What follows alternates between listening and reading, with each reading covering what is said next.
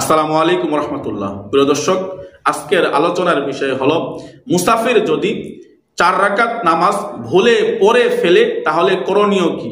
প্রিয় দর্শক, আমরা সকলেই জানি মুসাফির যারা আছে এদের জন্য 4 রাকাত ওয়ালা নামাজকে 2 রাকাত পড়তে হবে, তাদের জন্য কসর করাটা জরুরি।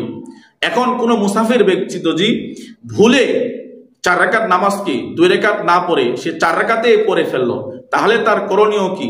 পুনরায় কি তাকে আবার 2 রাকাত নামাজ পড়ে দিতে হবে কিনা? প্রিয় দর্শক, এই প্রশ্নের সঠিক সমাধান হলো কোনো মুসাফির ব্যক্তি যদি ভুলে এই 4 রাকাত ওয়ালা নামাজকে 4 রাকাতে যদি পড়ে ফেলে ফরজ নামাজকে, তাহলে তার নামাজ আদায় হয়ে যাবে, কোনো সমস্যা নেই। তবে মুসাফির যদি ইচ্ছাকৃতভাবে কসর না করে 4 রাকাত ওয়ালা নামাজকে 2 রাকাত না পড়ে সে যদি ইচ্ছাকৃতভাবে 4 রাকাত নামাজে আদায় করে, তাহলে তার এই 4 রাকাত ফরজ নামাজ আদায় হবে না, তার এই ফরজ নামাজটা আদায় হবে না, তাকে পুনরায় আবার নামাজ পড়ে দিতে হবে। দলিল কিতাবুল আসার 1 নম্বর খণ্ড 235 নম্বর পৃষ্ঠা, আল মাফসুদ লি সরক্সি 1 নম্বর খণ্ড 239 নম্বর পৃষ্ঠা। আল্লাহ তাআলা সকলকে এই বিষয়টির উপর আমল করার জন্য তৌফিক দান করুন।